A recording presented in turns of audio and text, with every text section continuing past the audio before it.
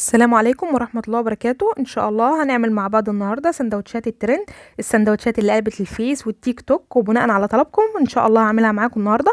وهقول لكم فكرتها، هي بسيطة جدا. احنا بنجيب العيش البلدي او العيش الاسمر العادي بتاعنا المدور ده، مش التخين، وهبتدي ان انا اقطع الرغيف من فوق كده زي ما حضراتكم شايفين، وهجيب الحشوة اللي انا هحطها ايا كانت الحشوة اللي انت حباها. بقى انا عندي نوتيلا، هبتدي افردها كده زي ما انتم شايفين، وعندي بقى موز وتفاح. حابه تحطي فراوله بيبقى طعمها لذيذ جدا، والتفاح برضو في نفس الوقت مغذي وحلو قوي. هبتدي احط الموز زي ما انتم شايفين كده، وهحط شرايح التفاح، وعندي زبده الفول السوداني هحطها كده من فوق. وهي دي بقى الفكره، ان انا هطبق من فوق كده للجنب ده والناحيه التانية، وكده اصبح السندوتش شكل بالظبط الكريب، وشكله لذيذ جدا ومذاقه برضو حلو، وفي نفس الوقت فكرة جديدة يعني، او تغييرا للروتين اللي احنا متعودين عليه. هعمل واحد تاني بحشوة تانية، شرايح جبنة الرومي، وهحط البيف، ودي جبنة موتزاريلا بقى احنا كنا اشتريناها مع بعض في روتين قبل كده.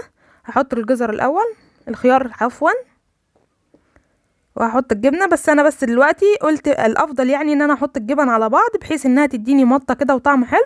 فابتدي بقى اغير المكان، يعني هحط الجبنه الموزاريلا هنا، وهحط البيف في الناحيه التانية، وهبتدي اطبق كده زي ما انتم شايفين. هي دي الفكره بقى اللي كانت قلبه بقى الدنيا وعامله ترند يعني على الفيس. الفكره بسيطه جدا، هي بس الطريقه.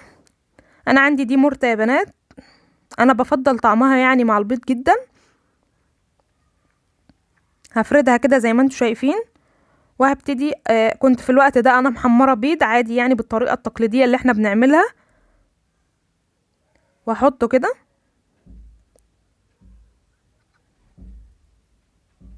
وشرايح الطماطم اللذيذه بقى مع شويه خيار كده، ايا كانت الحشوه اللي انت حباها يعني براحتك خالص. وهنطبقها كده زي ما انتم شايفين. هنعمل كمان واحد كده، بس بقى ده بقى يعني السندوتش العشق بتاعنا اللي هو بالجبنه القديمه، الجبنه الحادقه بتاعه المش، وقرن شطه كده حامي. الجبنه دي بقى بتهديها جدا. معلقه الطحينه هنحط معاها برضك معلقه طحينه، هنحط الطماطم الاول والخيار بقى، ومعلقه الطحينه اللذيذه بتاعتنا. انا كنت عملت الطحينه دي وان شاء الله هنزل لكم فيديو ليها. هبتدي ان انا اطبق كده. الطريقه سهله جدا، بس انتي حاولي بس انك انت تطبقي نفس الخطوات، هتلاقيها سهله جدا بالنسبه لك. عملنا واحد كمان برضك بالفواكه والنوتيلا. في الوقت ده يا بنات انا حاطه طاسه على النار او جريل، وسخنته بدرجه حراره عاليه، وحطيت عليه معلقه زيت بس بسيطه جدا، مسحه بسيطه جدا، وحمرته يعني سخنته كده مع بعضه، واصبح هو ده السندوتش اللي كان قالب الدنيا.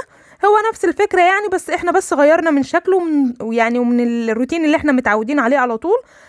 والف هنا وشفا بقى. وان شاء الله لو عجبكم الفيديو يا ريت ما تنسونيش باللايك والشير والسبسكرايب عشان يوصل لكم كل جديد، وان شاء الله اللي جاي افضل في كل الوصفات. وشكرا.